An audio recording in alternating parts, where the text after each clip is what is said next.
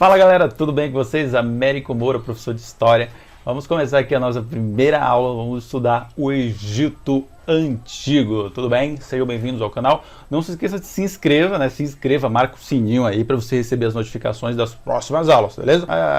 Fascinante a história do Egito Antigo e nós precisamos compreender isto, né? Essa civilização tão importante para a história humana. Bem, compreenda primeiro essa imagem aqui, ela está no Museu do Louvre, olha só. Que interessante, a arte egípcia, né? O Antigo Egito foi uma civilização da Antiguidade Oriental do Nordeste da África, fica no Nordeste. Olha só essa outra imagem bacana, beleza? É uma esfinge, ou seja, um elemento da arquitetura artística do Egito Antigo. A República Árabe do Egito é banhada pelos mares Mediterrâneos e Vermelho. Sua capital é a cidade do Cairo. O Egito Antigo foi uma das primeiras grandes civilizações da Antiguidade. A civilização egípcia foi unificada por volta do ano 3150 a.C. por Menes, que juntou a política do Alto e Baixo Egito. O Antigo Egito atingiu seu auge durante o Novo Império. O governo dos faraós terminou oficialmente em 31 a.C., quando o Egito caiu sob o domínio do Império Romano e se tornou uma província após a derrota da rainha Cleópatra na Batalha do Ácio. Olha só essa imagem maravilhosa do Nilo. O Egito é uma dádiva do Nilo, diz aqui o historiador, aliás, o primeiro historiador, Heródoto. Quéops, Quefren e Miquerinos, essas são as três pirâmides mais famosas do Antigo Egito e, aliás, que ainda hoje estão de pé, para você ver como resistiu ao tempo a arte e a arquitetura egípcia. Vamos ver aqui o mapa onde mostra o Nilo, tá? Olha só que interessante, ele vai cortando, tem o Alto Egito, nós temos o Cuxi, aqui mais embaixo, né? Deserto do Núbia, Alto Egito e Baixo Egito, que fica na parte de cima. É bom compreender no mapa que você observa que o baixo está lá no alto, né? E o alto está na parte de baixo, ou seja, está aqui na metade do rio. O Alto Egito era uma estreita faixa de terra, com cerca de 900 quilômetros de extensão, começando em Assuão e terminando em Mênfis. Vamos observar, o Baixo Egito foi o delta do Nilo, no norte de Mênfis, onde o rio se divide em vários braços. Como você pode observar, aqui antes de chegar no mar Mediterrâneo, ele se divide em várias partes. Agora vamos compreender a estrutura social do Egito. Tem primeiramente o faraó, o pico da pirâmide, logo abaixo tem a nobreza, logo abaixo tem os escribas, abaixo da nobreza os escribas, e abaixo dos escribas os soldados, abaixo dos soldados os artesãos, e abaixo dos artesãos os camponeses, e abaixo dos camponeses os escravos. É isso, essa é a estrutura social do Egito Antigo. Faraó, vamos começar por ele, o topo da pirâmide. Ele era soberano, todo-poderoso, considerado um deus vivo. Faraó era o deus vivo na terra. Sim, era objeto de culto e a sua pessoa era sagrada. O faraó tinha uma autoridade absoluta. Concentrava-se os poderes políticos e espirituais. Olha só que loucura. O cara, além de poder terreno político, ele tinha poderes espirituais, sobrenaturais. Ele ocupava o topo da hierarquia social, filho de Amon-Ra, o deus Sol, e a encarnação de Horus, o deus Falcão. Por isso, esse governo é chamado de teocrático. Vamos para o segundo patamar, a nobreza. Os nobres, eles eram proprietários de grandes lotes de terras, ocupavam os principais postos do exército. Esta camada era formada por familiares do faraó, altos funcionários do palácio, oficiais superiores do exército e chefes administrativos. Vizires. Os vizires, eles controlavam o arrecadamento de impostos, essa era uma profissão, tá? Fiscalizavam construções, as obras públicas, os celeiros reais, participavam do Alto Tribunal da Justiça e chefiavam a polícia e as tropas. Os sacerdotes, esses eram homens cultos, enriqueciam com oferendas feitas pelo povo aos deuses. Vem de longe, hein? Escribas. Já os escribas, eles encarregavam-se da cobrança dos impostos, da organização da escrita das leis, decretos e da fiscalização da atividade econômica em geral. Os soldados, eles viviam de produtos dados em pagamentos pelos serviços e dos saques realizados durante as guerras. Então, destruíam um exército ali, eles saqueavam e ali eles ficavam com aqueles pertences também. Bem, os artesãos, né, eles trabalhavam como pedreiros, carpinteiros, desenhistas, escultores, pintores, tecelões, ourives, etc. Você vê que, por exemplo, hoje em dia um artista, quando ele faz uma escultura, tem o nome, a assinatura dele, ele é até uma pessoa emblemática, até mesmo idolatrada nos dias de hoje. No Antigo Egito não era bem assim. Se você fosse um artista, você não levava o seu nome na sua obra. Ela era dedicada a um faraó, a alguma personalidade importante. Eles exerciam suas atividades nas grandes obras públicas, recebendo em troca apenas o alimento. Ou seja, não tinha tanto prestígio assim essas profissões tão importantes na era moderna, não. Já os camponeses, esses, né, conhecido também como felás do quê, meu rei?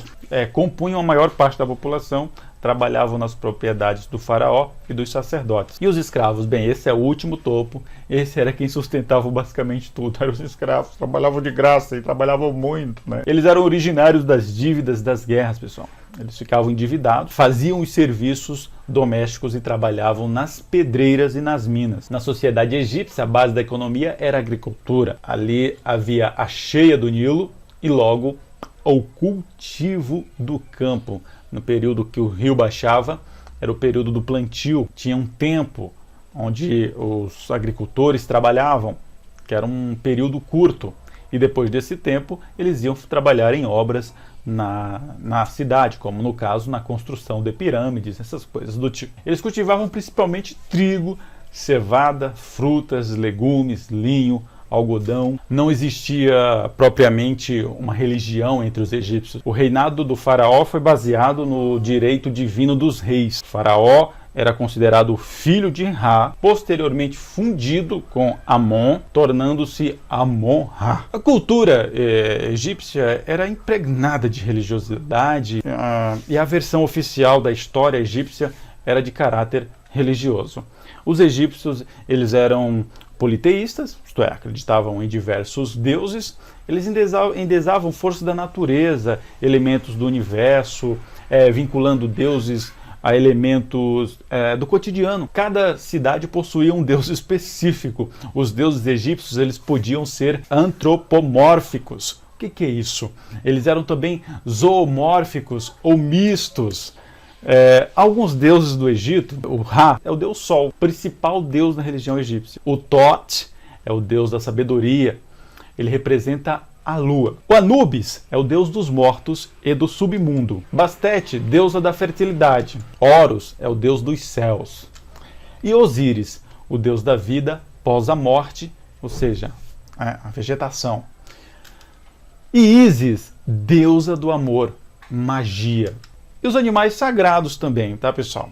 Gatos, vacas, touros, crocodilos, cães, burros, elefantes, peixes, gazelas, cavalos, ibis, leões, lagartos, macacos, carneiros, aves de rapina, serpentes, pedaços de carne, enfim, tudo isso também era considerado sagrado em determinadas situações. Você vê aqui uma imagem de um papiro, o papiro de N, na versão do Livro dos Mortos. Veja bem que você vê uma imagem de um papiro. Tribunal de Osíris, essa imagem que você está vendo aí, inicialmente à esquerda, tá? É o Tribunal de Osíris. Repare, coração. O coração é a pena. O que é isso? Isso era que uma pessoa, quando morria, era tirado o seu coração e era colocado numa balança, tá? O coração é de um lado e a pena é do outro lado da balança.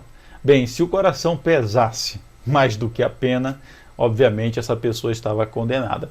Eu tenho aqui uma pequena curiosidade. Eu imagino que todos os corações pesavam mais do que uma pena. Cara, não tem como acontecer o contrário. Eu sou meio cético quanto a isso. Bem, mas não sei. Você acredita no que você quiser. Eu bem acredito que nunca houve uma ocasião onde a pena deva ter pesado mais do que o coração. Aqui no Museu do Louvre você encontra diversos outros artefatos do Egito Antigo. Que susto, né? Você observar uma coisa que foi feita basicamente quase 3.000 anos atrás. Ô louco, né? Sarcófagos egípcios. Esses são os sarcófagos, onde mantinham as múmias. No século 7 a.C., pessoal, a demótica tornou-se um estilo de escrita predominante e substituída na hierática. Em 1822, após a descoberta da Pedra de Roseta e anos de pesquisa de Thomas Young, de Jean-François Champollion, os hieróglifos foram quase totalmente decifrados. Que bom, mas isso recentemente, 1822. A Pedra da Roseta, ela foi escrita de 3 formas: em hieróglifos formais e em hierática em grego. Agora você compreende o que é hierática e o que é hieróglifos, formatos de escrita. Escrita hieróglifica é datada de 3.200 anos antes de Cristo. Na arte egípcia, as figuras seguem a lei da frontalidade. A cabeça, pernas, peito, ventre e braços de perfil, olhos, ombros, umbigo e baixo ventre de frente. O personagem principal de uma pintura, ele deve ser representado sempre maior que os personagens secundários. Esse é um exemplo. O personagem principal, aí de perfil, né, em maior do que os demais. Essa é a mulher de Ramsés II, Nefertari. A arte estava, em geral, destinada à glorificação do faraó e da representação da vida além do túmulo. O historiador grego Heródoto, ele foi um grande estudioso da história egípcia. Agora vamos fazer uma pequena revisão. Em relação à arte do Antigo Egito, assinale a alternativa correta. Vamos ver, letra A. Ela visava a valorização individual do artista, lembra que eu falei sobre isso? Manifestava as ideias estéticas com representação da natureza, evitando a representação da figura humana, evitando a representação da figura humana, tá meio em dúvida, né? A A e a B, portanto, a gente já elimina, né? C. Estava destinado à glorificação do faraó e à representação da vida de além do túmulo. Tadá! Representava os hieróglifos com ornamentação? Era uma arte abstrata de difícil interpretação? Não. Fácil de compreender, sim. Então, a certa seria a C. Né? Estava destinada à glorificação do faraó e à representação da vida além do túmulo. A A está completamente errada, porque os artistas, eles não eram nem identificados, né, que eles tiveram feito aquela imagem. Então a gente não consegue nem descobrir quem foi o artista que fez a escultura do faraó, que fez a pintura fulano de tal no Egito Antigo. Tá? Eles não tinham valores. Até os seus salários eram baixos. Era uma profissão ralé naquele período. Portanto, a C está correta. Bom, sobre a organização do Estado egípcio, devemos considerar incorreto letra A. Consistia numa monarquia déspota de origem divina? Nós falamos de déspota, de monarquia? Não. Nós falamos de um governo calma aí. B. Para aumentar o prestígio de Faraó, divinizaram-no e proclamaram o grande Deus. C. O Estado dirigia a economia e controlava a produção. Outros organismos, né, que controlavam a economia e também a produção. Faraó não era visto como um deus, e sim como apenas uma representação divina da divindade. Bacana, essa está bem interessante, essa resposta. O faraó exercia ao mesmo tempo o papel de juiz, rei e sacerdote. Não, até porque existia, na escala que você viu inicialmente, tinha o papel do faraó, tinha também o sacerdote, tinha também embaixo soldados, enfim, existia toda uma arquitetura social. Portanto, a certa é a D. Faraó não era visto como um deus, e sim como apenas a representação da divindade. Ele representava a divindade, tá? Aqui na Terra. Agora vamos para a próxima. Sobre a civilização egípcia, assinale a alternativa correta. É a correta que nós vamos assinalar. O Egito está situado às margens do rio Tigre e Eufrates. O Tigres e Eufrates, nós temos que lembrar um pouquinho da Mesopotâmia, que sim, é, né, A terra entre rios. Ali é outro momento da história. O Egito não se desenvolveu porque não tinha nenhum rio para contribuir com as enchentes e molhar suas terras. Está errada. Existia um rio muito fértil que produzia todos os anos. Até cheguei a falar um pouco dele aí, né? Enfim, esse rio é o Rio Nilo. E ele sim está localizado no Egito. Por volta de 2200 a.C. ocorreu uma unificação dos reinos do Alto e Baixo Egito sob uma única coroa. Pausa nessa daí, vamos ver aqui. Faraó era ao mesmo tempo rei e divindade, descendente dos deuses da mitologia egípcia, como Amon-Ra, Deus Sol. Bacana também. Vamos para D. Por volta de 2200 a.C. ocorreu a unificação dos reinos do Alto e do Baixo Egito sob unificação de uma única coroa. Faraó era ao mesmo tempo rei e divindade, descendente dos deuses da mitologia egípcia, como Amon-Ra e o Deus Sol. Sim, nós falamos no início da aula. Era sim, portanto, a D está correta. Agora vamos para a quarta. Os primeiros povoadores do Vale do Nilo, que mais tarde constituíram a civilização egípcia, ocuparam a região no período paleolítico. Até o início do século XIX, a história do povo egípcio era pouco conhecida. As informações existentes eram obtidas por meio das obras dos historiadores gregos e romanos. O maior historiador grego que dedicou a narrar a história egípcia foi... essa tá muito fácil, tá? Homero? Não. Solon? Não. Heródoto? Yes. Tito Livio? Não. Nós temos que considerar Heródoto, ele foi um dos primeiros historiadores que existiram e ele que era fascinado pela história do Antigo Egito, tá? Ele que iniciou o processo das decifrações dos hieróglifos e também ele nas suas histórias ele contava sobre o Egito Antigo, nas suas viagens, beleza? Portanto, o correto é o C, Heródoto, primeiro historiador, segundo o que se tem relato. Hipócrates? Não. Então, portanto, a C está correta. Vamos compreender a pergunta 5. No Egito Antigo, a maioria da população viviam em condições materiais precárias de existência. Constituía um grupo privilegiado na sociedade egípcia. Sim, existia um grupo privilegiado. Quem era esse grupo? Eram os felás? De jeito maneira, não eram, tá? Eles eram uma camada de pobres, artesãos e, enfim, assim como os artesãos, eles não tinham condições de viver bem, tá? Ambos aí viviam mal. Os escravos, pior ainda. Os sacerdotes, poxa, os sacerdotes era alta sociedade, tá? Viviam bem. Eles viviam, sobretudo, de arrecadação das oferendas que era dado aos deuses, tá? Então, assim, eles viviam bem mesmo, tá? Estão aí as referências bibliográficas para essa aula de hoje. Um abraço e eu vejo vocês numa próxima. Deixa o like.